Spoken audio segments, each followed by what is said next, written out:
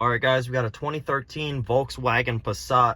We're gonna go over how to reset the oil reminder. I already did it on this car, so I don't currently have a reminder, but you're gonna have it pop up and it's gonna say please service. Just like how it says please check tires, it's gonna say please service now or service now, one of those two. First thing you're gonna wanna do is down here on your steering wheel, you got these buttons. You're gonna hit, oh shit, how am I connecting to a phone? Oh. You're just gonna hit right until you get to the settings. You're gonna use the D-pad to actual scroll. You're gonna go down to service and then hit reset. You really wanna reset? Okay, service reset.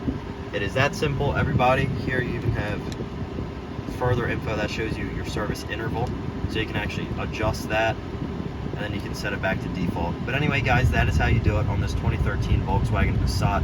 I believe it's a 2.5 liter. I could be wrong, but I'll have it in the title correct. It's escaping my mind right now. Anyway, if you have any other questions how to reset the oil reminder, check my other videos out. Have a wonderful day.